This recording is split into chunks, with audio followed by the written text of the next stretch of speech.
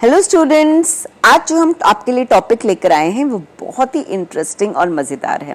That is your perceptron. जो perceptron है उसमें हम लोग बहुत दो इम्पॉर्टेंट चीज़ें डिस्कस करेंगे।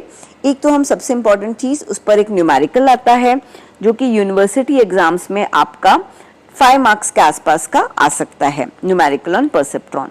उसके अलावा हम आपके लिए आपसे डिस्कस करेंगे एंड एंड और गेट इम्प्लीमेंटेशन यूजिंग परसेप्ट्रॉन। ठीक है, क्योंकि इस पर जो न्यूमेरिकल आता है एंड एंड और गेट वाला वो 10 मार्क्स के आसपास का आता है, और एक सिंपल परसेप्ट्रॉन बना हुआ जिस पर हमारे वेट्स हैं, डिफरेंट वेराइटीज ऑफ वेट्स, उस पर एक सिंपल 5 मार्क्स का आता है। तो चलिए अब हम इस लेक्चर को स्टार्ट करते हैं।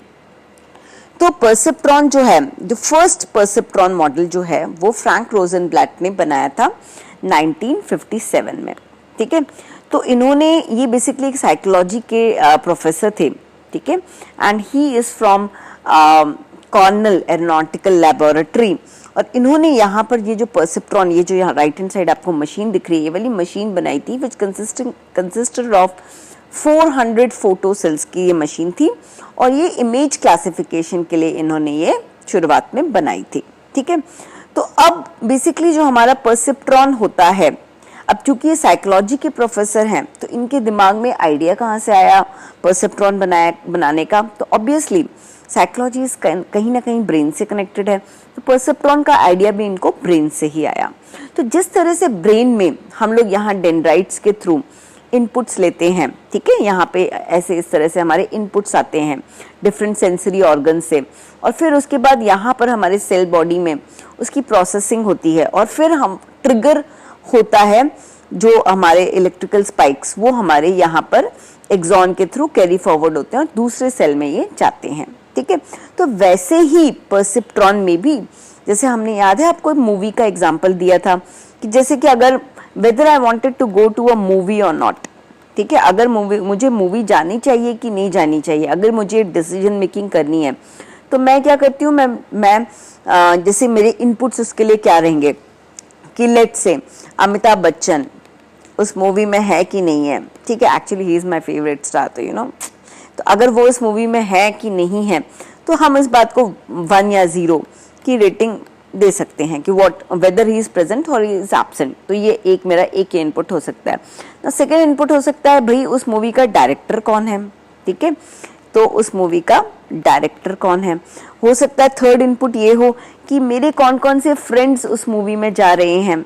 ठीक है, तो ये थर्ड इनपुट हो सकता है। फोर्थ इनपुट हम ले सकते हैं, जैसे कि लेट्स से मूवी की टिकट्स, आज जैसे अगर वेडनेसडे वाले दिन यूजुअली मूवी देखते हैं तो मूवी की टिकट्स थोड़ी सस्ती होती है और बाकी दिन थोड़ी महंगी होती है, तो हो सकता है वो वाला हो, या फिर कोई और हो कि आज हेवी रेनफॉल है कि नहीं है।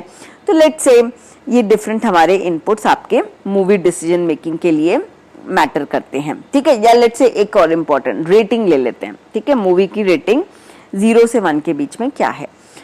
तो अब हम किस चीज को कितना वेटेज दे रहे हैं, वो ये हमारे वेट्स डिसाइड करते हैं कि लेट्स से एक्टर हमारा फेवरेट है कि नहीं है, ये ज्यादा वेटेज है, या लेट्स से इस बात को मैं 0.9 की वेटेज दे देती हूँ। डायरेक्टर कौन है, इसको मैंने 0.4 का वेटेज दिया। फिर लेट्स से फ्रेंड्स जा रहे हैं, अच्छा फ्रेंड्स में भी कोई मेरी स्पेशल फ्रेंड जा रही है कि नहीं जा रही है, इस बात को लेट्स से 0.8 का वेटेज दे दिया। और रेटिंग लेट्स से उसकी बहुत अच्छी रेटिंग है, लेट्स से 0.9 की रेटिंग है। तो ये सारे अगर इनका वेटेड सम जो हम लेंगे यहाँ पर सेल की प्रोसेसिंग में, सेल जो होता है उसमें दो पोर्शंस होते हैं। एक परसेप्ट्रॉन के सेल में 2 पोर्शंस होते हैं, एक होता है जो वेटेड सम निकालता है। ठीक है, तो ये क्या करेगा, x1 w1 plus x2 w2 plus x3 w3, इस तरह से ये इसका समेशन करेगा। और ये जो दूसरा पार्ट होता है, ये इस ब्लॉक को हम कहते हैं एक्टिवेशन ब्लॉक। ठीक है, तो 2 ब्लॉक होते हैं, एक होता है समिंग ब्लॉक जो कि इनका वेटेड सम निकालता है, और दूसरा होता है एक्टिवेशन ब्लॉक। ठीक है, तो जो समिंग ब्लॉक और उसके बाद जब यही इनपुट हमारा एक्टिवेशन ब्लॉक में जाएगा, तो ये इस तरह से हमने ये एक्टिवेशन अप्लाई किया। तो अगर ये एक्टिवेशन लेट्स से थीटा के ऊपर है, लेट्स से इसका जो भी समेशन है, let's say if it is greater then let's say 3, okay, तो अगर ये 3 के ऊपर है तो मतलब मैं आज मूवी जा रही हूँ, और अगर ये 3 के नीचे है तो आज मैं मूवी नहीं जा रही हूँ। ठीक है, तो इस तरह से हमारा ये परसेप्ट्रॉन काम करता है। Now you may ask the question कि भाई लास्ट लेक्चर में भी तो आपने कुछ ऐसे ही बोला था, तो फिर परसेप्ट्रॉन में और एमपी न्यूरॉन में क्या डिफरेंस है? Yes, this is a very very important and interesting question. इस पर भी आपका 2 से 3 मार्क्स का जो क्वेश्चन नंबर 1 में क्वेश्चन आता है, जैसे क्वेश्चन नंबर 1 में आपको पता है ना कंपलसरी क्वेश्चंस आते हैं, उसमें भी what is the difference between MP neuron and perceptron, ये बहुत सारे लोगों को बहुत कंफ्यूजन हो जाता है। तो परसेप्ट्रॉन में और एमपी न्यूरॉन में क्या डिफरेंस है? पहला डिफरेंस ये कि जो हमारा एमपी न्यूरॉन था उसके जितने भी हमारे इनपुट्स होते थे वो हमारे बाइनरी इनपुट्स होते थे। ठीक है, मतलब इसी तरह के, या तो फेवरेट एक्टर है तो 1, नहीं है तो 0। ठीक है, या इसमें अगर मेरे फ्रेंड्स जा रहे हैं तो 1, नहीं जा रहे हैं तो 0, इस तरह से तो बाइनरी इनपुट्स हुआ करते थे। लेकिन यहाँ पे परसेप्ट्रॉन में हमारे जो इनपुट्स हैं they can be binary as well as they can be real also, real ऑब्लिक बाइनरी, दोनों इनपुट्स इसमें हमारे हो सकते हैं। तो मतलब जैसे आपको मैंने बोला था ना, जैसे मूवी की रेटिंग वाली बात, तो वो 0 से 1 के बीच में मूवी की रेटिंग हो सकती है, तो आपके रियल भी इनपुट्स इसमें हो सकते हैं। सिमिलरली इसमें जो हमारे वेट्स थे वो भी हमारे बाइनरी थे। ठीक है, लेकिन जो इसमें परसेप्ट्रॉन में जो हमारे वेट्स होते हैं वो हमारे रियल वेट्स हो सकते हैं। ठीक है, तीसरा डिफरेंस वो ये कि जब हमने यहाँ पे वाइन कैलकुलेट किया मतलब x of i, w of i, x1 w1, x2 w2, x3 w3, इस तरह से जब हमने अपना वाइन कैलकुलेट किया, उसके बाद हमने यहाँ पर बाइनरी एक्टिवेशन अप्लाई किया। तो ये काम तो हमने यहाँ दोनों ही जगह किया, दोनों ही जगह हमने वाइन कैलकुलेट किया, दोनों ही जगह हमने बाइनरी एक्टिवेशन अप्लाई किया, और दोनों ही जगह आउटपुट जो होते हैं वो हमारे बाइनरी आउटपुट आते हैं। इस बात में कोई दो राय नहीं है। लेकिन यहाँ पर जो हमने थ्रेशोल्ड चूज किया था, वो हमने हैंड कोड किया था। अगर आपको याद हो, आप चाहे तो मेरा एमपी न्यूरॉन का लेक्चर दे सकते हैं, जहां पर मैंने एंड गेट और और गेट जब डिसीजन मेकिंग करी थी, हैंड कोड करना मतलब मैंने खुद ही डिसाइड किया था, अच्छा थीटा की वैल्यू ये होनी चाहिए, तो वो जो लाइन जो हमारी डिसीजन बाउंड्री है उसके ऊपर वाले पॉइंट्स पॉजिटिव होंगे, उसके नीचे वाले नेगेटिव होंगे, तो वो हमने खुद ही डिसाइड करे थे। लेकिन यहाँ पर परसेप्ट्रॉन में आपका जो थ्रेशोल्ड है वो बेसिकली फिक्स होता है। यहाँ पर आपका जो थ्रेशोल्ड है वो बेसिकली फिक्स होता है। तो फिर यहाँ पे स्पेशल क्या है? यहाँ पर स्पेशल जो है वो ये है हमारा लर्निंग रूल। ये बहुत ही ज्यादा मेजर डिफरेंस है जो कि परसेप्ट्रॉन में और एमपी न्यूरॉन में क्रिएटेड होता है। ठीक है, मतलब होता है बेसिकली। तो अब लर्निंग रूल मतलब क्या? यहाँ पर आपके जो वेट्स हैं दे कैन बी अपडेटेड, और जो हमारा न्यू वेट होता है दैट इज इक्वल टू, या यहाँ पर अभी मैं सिंपली आपका ये लिख देती हूँ कि यहाँ पर आपके जो वेट्स हैं दे कैन बी अपडेटेड। बहुत आराम से आप इन वेट्स को अपडेट कर सकते हो। अब ये अपडेट कैसे कर सकते हो ये हम आपको थोड़ा सा यहाँ पे दिखा देते हैं, जस्ट वेट। तो ये बेसिकली मेरा परसेप्ट्रॉन का लर्निंग रूल है। तो सबसे पहले हम कोई भी रैंडम वेट्स को इसमें इनिशियलाइज कर सकते हैं। फिर सेकेंड स्टेप हमने यहाँ पर क्या कैलकुलेट किया? वाइन कैलकुलेट किया। वाइन बेसिकली क्या है? Obviously this is equal to x1 w1 plus x2 w2 plus इस तरह से, प्लस अगर हमारे पास बायस है तो हम बायस भी इसमें ऐड ऑन करते हैं। ठीक है, फिर उसके बाद तीसरी चीज ये कि हमने यहाँ पर एक्टिवेशन अप्लाई किया। ठीक है, हमने यहाँ पर एक्टिवेशन अप्लाई किया। अब एक्टिवेशन जो है वो जनरली लेट से अगर थीटा के ऊपर है तो उसकी वैल्यू 1 है, थीटा के बराबर है तो उसकी वैल्यू 0 है, थीटा के बिलो है तो उसकी वैल्यू -1 है। मतलब कुछ आप मान के चलिए आपका एक्टिवेशन कुछ इस तरह का यहाँ पे दिख रहा है, लेट से कुछ इस तरह का कि अगर इसकी वैल्यू लेट से ये थीटा है, ठीक है, अगर थीटा के ऊपर है तो 1 है, थीटा के बराबर है तो 0 है, और थीटा से बिलो है तो -1 है, तो +1 और -1 इस तरह का कुछ इधर पे पर्टिकुलर केस में एक्टिवेशन गिवन है। फिर फोर्थ स्टेप क्या होता है? Now this is the learning rule. ये आपका लर्निंग रूल है। और ये जो मैं आपको अभी इंट्रोड्यूस कर रही हूँ, ये हमारा पूरा एल्गोरिथम है कि किस तरह से परसेप्ट्रॉन इम्प्लीमेंट किया जाता है। तो यहाँ पर लर्निंग रूल में आप देखिए, new weight is equal to old weight plus alpha. Alpha यानी कि लर्निंग रेट होता है, alpha is the learning rate into T, with the t is the target output, into target output, and what is x of I? x of I is the input, x of I is the input। मतलब अगर मैं W1 calculate कर रही हूँ तो इसके लिए मैं x1 यूज करूंगी, अगर W2 कैलकुलेट कर रही हूँ तो उसके लिए मैं W2 के लिए मैं x2 यूज करूंगी, अगर W3 कैलकुलेट कर रही हूँ तो उसके लिए मैं x3 यूज करूंगी। तो that is what is meant by this. Okay, तो this is basically my learning rule, ये मेरा लर्निंग रूल है और ये बहुत ही इंपॉर्टेंट है। तो ये जब अभी हम आपको एंड गेट एंड और गेट सिखाएंगे तो उसमें हम ये लर्निंग रूल कैसे इंप्लीमेंट करते हैं, जब आप वो देख लेंगे ना तो आपको एकदम बढ़िया तरीके से समझ में आ जाएगा।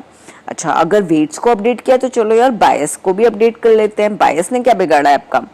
तो bias new is also is equal to bias old plus alpha which is learning rate into T which is the target output. ठीक है, तो चलिए पहले भारी भरकम एंड और गेट को समझने से पहले हम लोग थोड़े छोटे मोटे न्यूमेरिकल्स फुलझड़ी जैसे कर लेते हैं। और ये न्यूमेरिकल्स हमारे ये सिंपल परसेप्ट्रॉन पर बेस्ड हैं।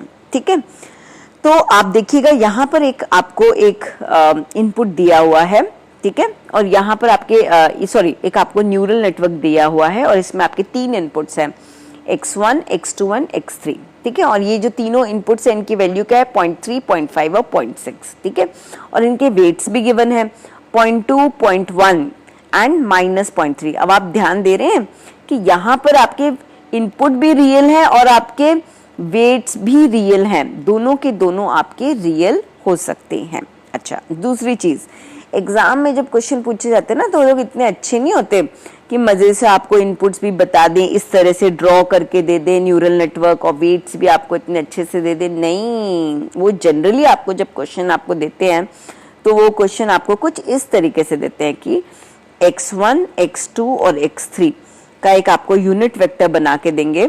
ठीक है, इस तरह से, और इस तरह से आपको बताएंगे कि this is equal to 0.3, 0.5 and 0.6, इस तरह से आपको देंगे।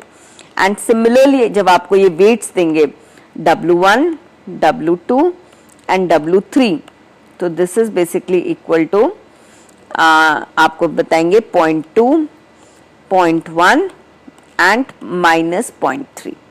तो इस तरह से आपको ये लिखकर देंगे। ठीक है, तो चलिए अब हम सबसे पहले इस क्वेश्चन में जो पूछा गया है आपको वो कैलकुलेट करके बताते हैं। ठीक है, let me just clear, fine.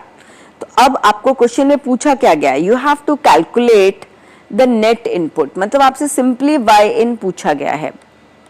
तो वाई इन तो आपको पता ही है, that is equal to summation of x of i w of i, where i may vary from 1 to 3, क्योंकि यहाँ पे सिर्फ 3 ही ट्रेनिंग एग्जाम्पल्स है। How many training examples, how many inputs are there?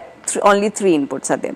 तो यहाँ पर आप ये लिख सकते हो, what is your x1, this is let's say 0.3 into 0.2 plus 0.5 into 0.1 plus 0.6 into -0.3। चलो अब इस पे भी बता दें, ये जो दोनों वेट्स हैं इन दोनों वेट्स को हम क्या कहते हैं? These are my excitatory weights, excitatory weights.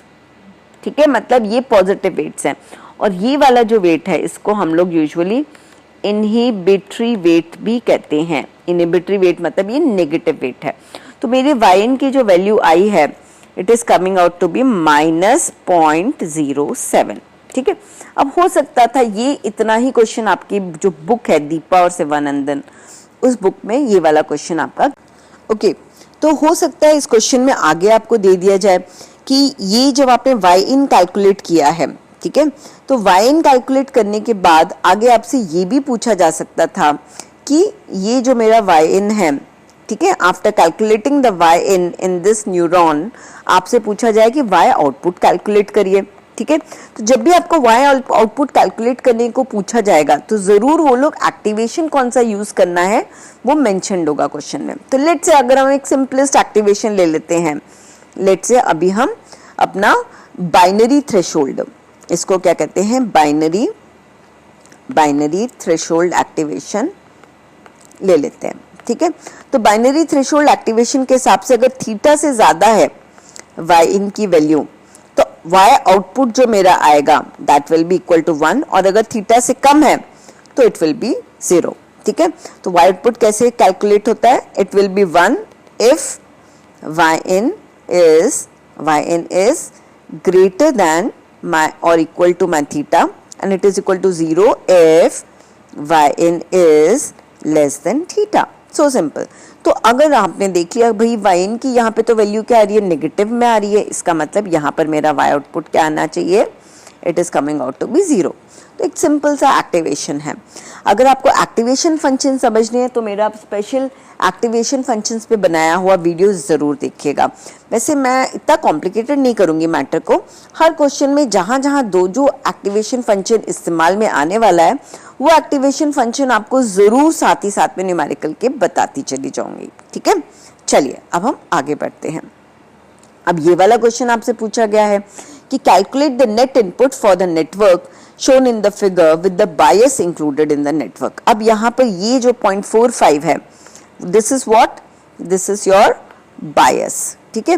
तो अब ये मेरा क्या है, ये bias which is included in the network। अब bias का रोल क्या होता है इसको थोड़ा सा हम समझ लेते हैं, ठीक है।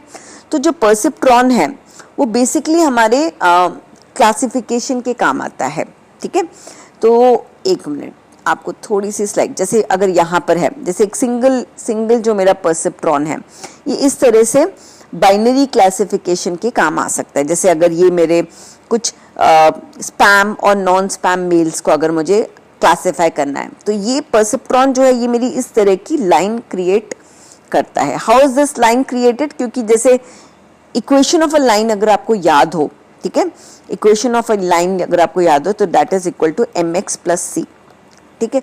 तो यहाँ पर जो वेट्स होते हैं वो m slope of the line होते हैं, और जो c होता है m is what, m is the weights contributed by the slope is contributed by the weights, और c यानी कि जो इंटरसेप्ट की जो वैल्यू होती थी, ठीक है, जो इंटरसेप्ट की जो वैल्यू होती थी that is contributed by your bias, ठीक है।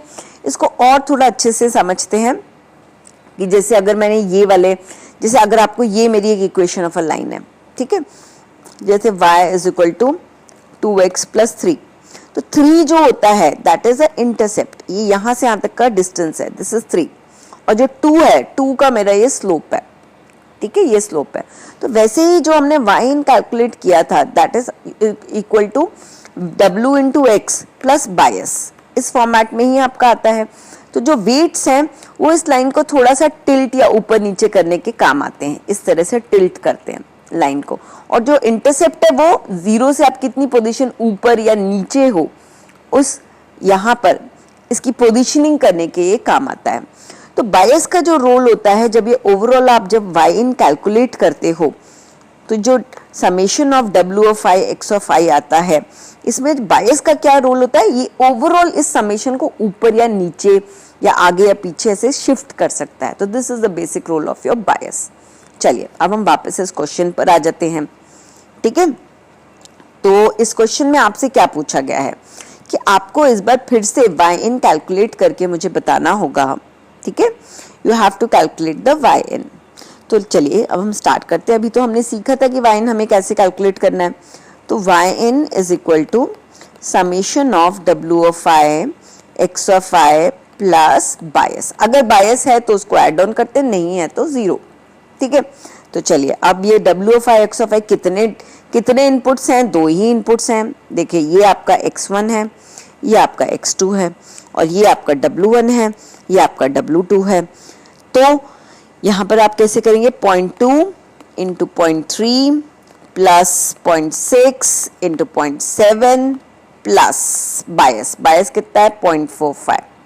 सो how much it is coming out to be, तो ये आप कैलकुलेटर से जब कैलकुलेट करेंगे तो इसकी वैल्यू आई है 0.93, तो this is your net input, ये मेरा नेट इनपुट आया। लेकिन आपको मैंने पहले ही बताया था परसेप्ट्रॉन में दो ब्लॉक्स होते हैं, एक आपका समिंग ब्लॉक होता है जो कि नेट इनपुट कैलकुलेट करता है, दूसरा आपका एक्टिवेशन ब्लॉक होता है।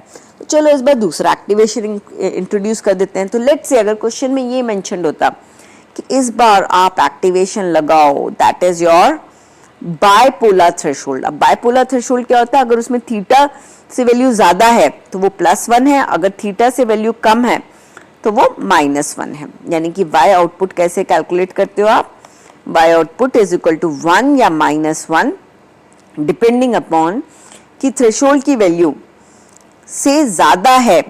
एक मिनट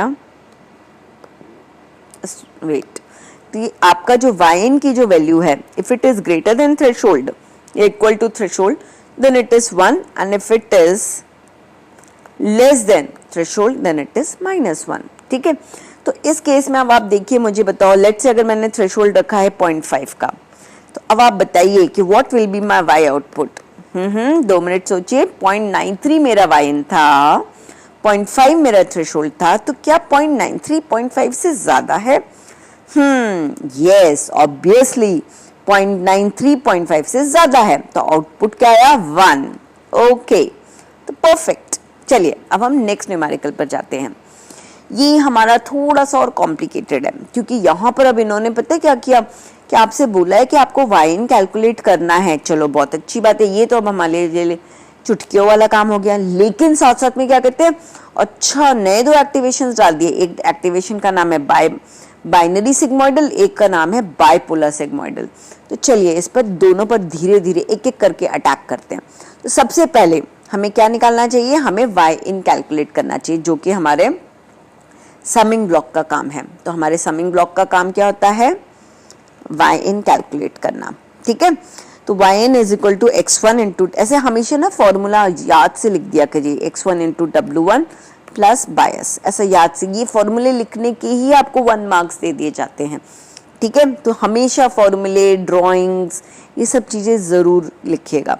तो व्हाट इज नाउ yn कितना आया, yn is equal to 0.8 into 0.1 plus 0.6 into 0.3 plus 0.4 into -0.2। अब आप बताएंगे ये दोनों कैसे वेट्स है, ये दोनों मेरे एक्साइटेटरी वेट्स हैं और ये वाला कैसा वेट्स है, ये मेरा इनहिबिटरी वेट्स है। अभी मैंने आपको पहले बताया था।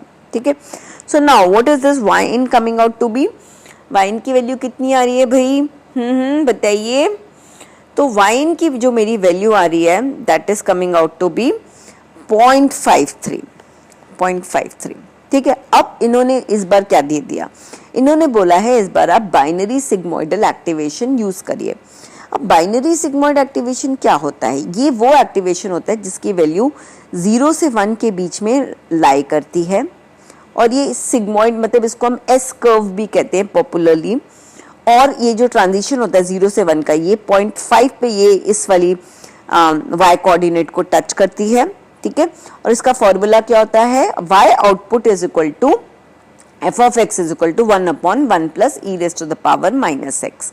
मतलब अगर कोई मुझको y आउटपुट कैलकुलेट करने को बोले यूजिंग बाइनरी सिग्मोइडल, तो मैं क्या करूंगी, 1/1 plus e raise to the power, what is my input. यहाँ पे जब हम इस पे एक्टिवेशन अप्लाई करते हैं, ठीक है, आफ्टर समिंग ब्लॉक जब हम यहाँ पे एक्टिवेशन वाला ब्लॉक अप्लाई करते हैं, तो एक्टिवेशन ब्लॉक के लिए इनपुट क्या होता है आपका, yn आपका इनपुट होता है। तो x की जगह अब हम यहाँ पे yn लिखेंगे। तो what is this, 1/1 plus e raise to the power -0.53 and it is coming out to be 0.625। ये तो अब हमको y आउटपुट कैलकुलेट करना आ गया, और साथ ही साथ में हमने तीन एक्टिवेशन सीखे ना। सबसे पहले हमने बाइनरी थ्रेशोल्ड सीखा जिसकी वैल्यू 0 से 1 के बीच में, अगर थ्रेशोल्ड से ज्यादा है तो 1, थ्रेशोल्ड से कम है तो 0। फिर हमने सीखा दूसरे वाले न्यूमेरिकल में, ये वाले न्यूमेरिकल में हमने क्या सीखा, बाइपोलर थ्रेशोल्ड, इसको क्या कहते हैं, बाइपोलर थ्रेशोल्ड। बाइपोलर थ्रेशोल्ड में थ्रेशोल्ड से ज्यादा है तो 1, थ्रेशोल्ड से कम है तो -1। तीसरा थ्रेशोल्ड भी सीख लिया भाई। तीसरा कौन सा है हमारा, तीसरा है हमारा बाइनरी सिग्मोइड थ्रेशोल्ड। जो सिग्मॉइड थ्रेशोल्ड है इसका फॉर्मूला बड़ा इंपॉर्टेंट है, और प्लीज़ मानिए ये आजकल जितने भी न्यूरॉन्स आ रहे हैं ना उसमें हम लोग सिग्मॉइड थ्रेशोल्ड ही, sigmoid, tan H, ReLU, leaky ReLU, ये वाले एक्टिवेशंस हम लोग आजकल ज़्यादा पॉपुलरली यूज़ करते हैं। अब वो जो बाइनरी और बाइपोलर थ्रेशोल्ड है वो तो पुराने ज़माने का हो गया, ठीक है। और ये एक्टिवेशंस पर हम अलग वीडियो बनाएंगे, उसको ज़रूर देखिएगा।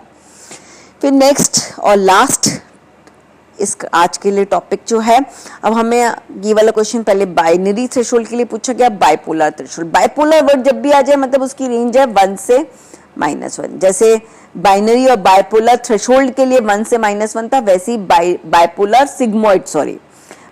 सिग्मॉइड के लिए भी उसकी वैल्यू 1 से -1 है।